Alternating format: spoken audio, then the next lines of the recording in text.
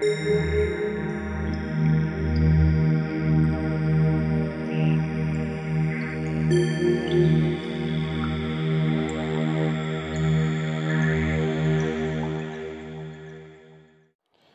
frères et sœurs, assalamu alaikum. S'il plaît à Dieu, aujourd'hui, je vais aborder un thème, l'argent des djinns, vrai ou fiction, si cela est vrai ou faux. L'argent des djinns, il y a des djinns qui sont des voleurs, les djinns sont aussi comme nous, les êtres humains. Il y a des bons et des mauvais, des bons esprits et des mauvais esprits, comme certains les appellent. Donc, ceux qui adorent les djinns, les mauvais djinns, ils peuvent bel et bien envoyer ces djinns pour aller voler de l'argent, quels que soient les lieux, si les lieux ne sont pas sécurisés spirituellement. Il y a plusieurs manières dont les djinns peuvent opérer pour effectuer leur vol.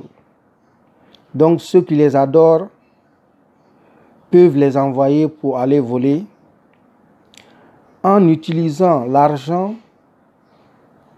Je ne vais pas donner, je n'ai pas le secret, mais ce que je connais, je ne vais pas donner tous les détails pour ne pas que certains essaient. Il y a des gens qui adorent les djinns. Moi, je suis musulman, j'adore Dieu. Et à cause de mon travail, j'aide les gens qui ont des problèmes avec les djinns, les gens qui sont envoûtés et les lieux hantés. J'utilise beaucoup l'eau, c'est un don de Dieu. J'utilise beaucoup l'eau, comme vous le voyez, dans ces genres de bidons qui ne sont pas ouverts. Je n'ai pas besoin d'ouvrir le bidon. Je peux aider les musulmans, les chrétiens, quelle que soit votre confession religieuse. Avec Inch'Allah, je peux vous aider avec l'aide de Dieu. Je peux aussi faire des prières de délivrance dans les mosquées, les églises, les temples, les lieux de culte, toutes sortes de lieux de culte. Et aussi, s'il y a des groupes qui ont besoin de ce genre d'aide, je peux aider, Inch'Allah, avec l'aide de Dieu.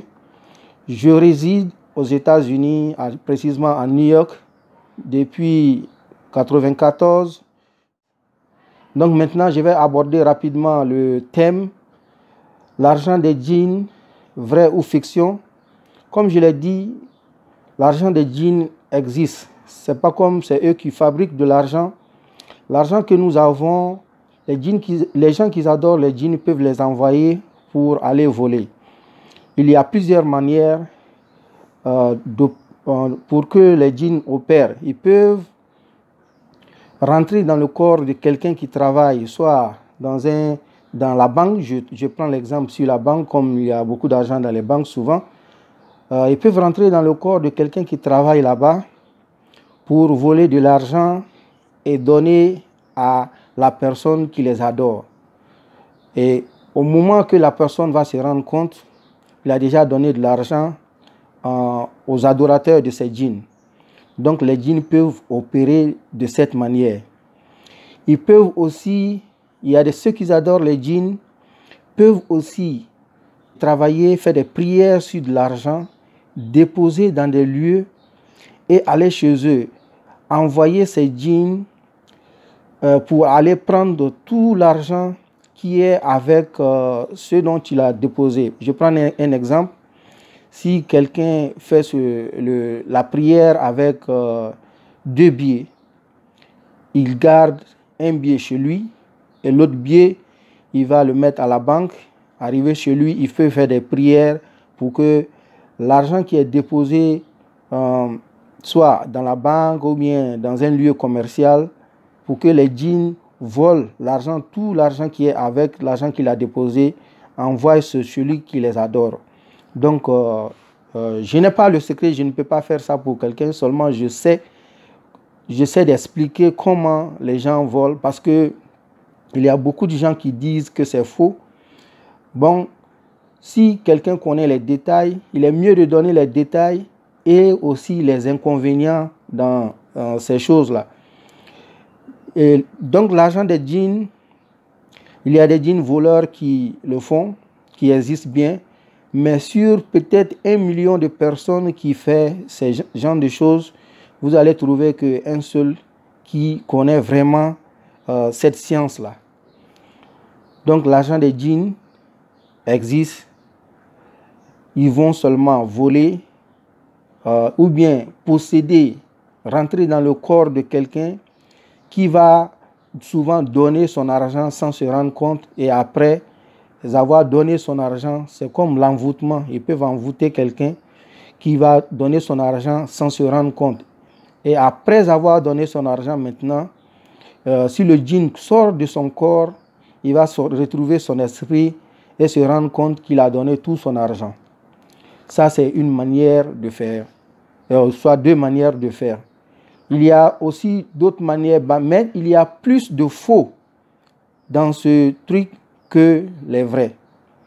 Par exemple, nous voyons maintenant les gens qui vont dans les cimetières pour déterrer les corps, les gens qui tuent, qui font des sacrifices humains pour les djinns, pour pouvoir avoir de l'argent.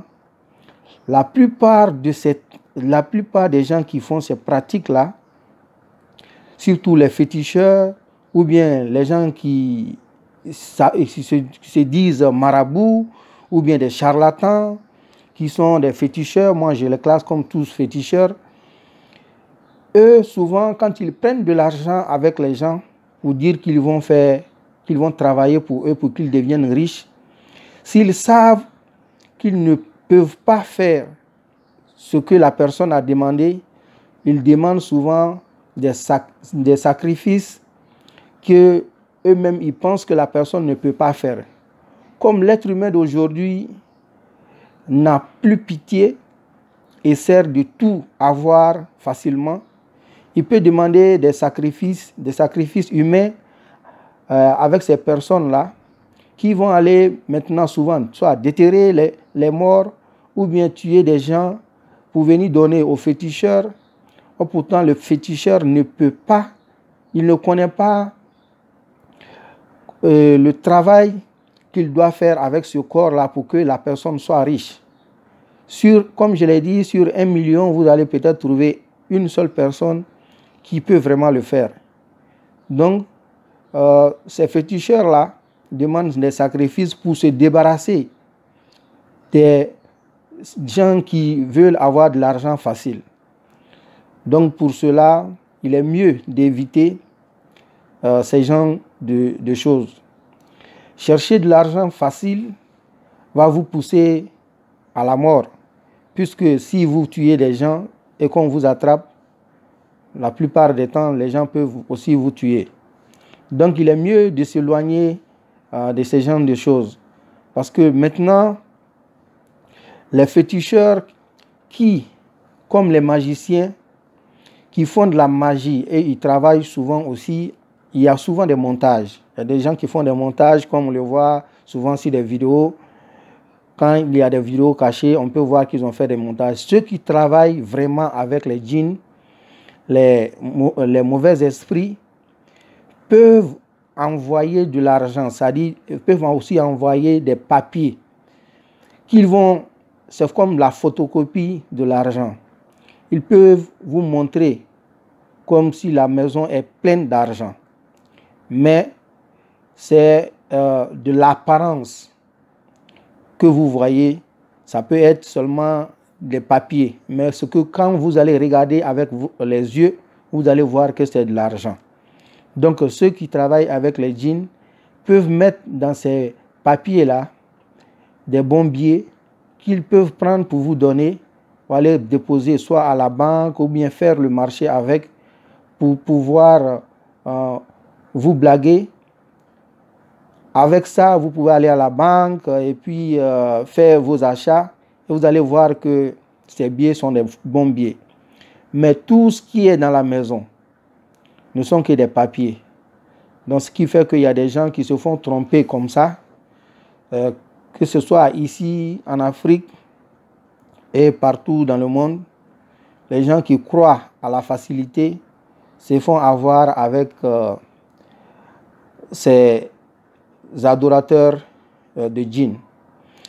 Il y a aussi des gens qui n'ont pas de djinns, qui ne sont pas des féticheurs, qui disent aux gens qu'ils peuvent laver de l'argent. Vous pouvez les donner peut-être 1 million, ils vont vous laver 10 millions. Il y a des gens aussi qui ont perdu leur argent dans ça. Si la personne peut laver de l'argent, pourquoi aller chercher de l'argent avec? Dire donne-moi 1 million, je vais te laver 2 millions, 3 millions. Pourquoi ne pas laver pour lui-même et puis dépenser si c'est vrai? Donc les frères, ne cherchez pas l'argent trop facile et par fini vous allez perdre tout ce que vous avez eu dans la souffrance. Ceux qui ont signé aussi des pactes avec les djinns, comme je l'ai dit, peuvent les envoyer dans des missions. Souvent, il y a des féticheurs ou bien des charlatans qui peuvent envoyer les djinns que vous allez voir dans le rêve, qui peuvent vous donner de l'argent dans le rêve, les diamants dans le rêve. Il peut expliquer tout cela au djinn, à l'esprit, pour qu'il vous montre ça dans le rêve. Et en voyant ceci, vous allez dire que ce que le féticheur, le travail que le féticheur fait est bon. Or pourtant, lui, il envoie seulement l'esprit, son djinn, pour vous montrer ce que vous voulez voir, ou bien ce que vous voulez avoir. Ça, ce n'est que des visions que vous allez faire, mais en réalité, vous n'allez rien gagner. Après avoir collecté de l'argent, ce dernier va disparaître. Donc, éloignez-vous de tous ceux qui disent qu'ils peuvent faire des prières pour vous, demander des djinns pour qu'ils vous donnent de l'argent. Comme je l'ai dit, il y a des djinns qui peuvent aller voler de l'argent pour venir, mais sur 1 million de personnes, sur ceux qui disent qu'ils font ce boulot, vous allez trouver qu'une seule personne. Donc, il est mieux de s'éloigner de ça. Et de deux, les djinns qui vont voler, qui vont voler de l'argent pour envoyer, vont toujours poser des conditions. Soit ils peuvent vous demander des sacrifices que vous n'allez pas pouvoir faire souvent. Et après, ce sera les règlements de compte.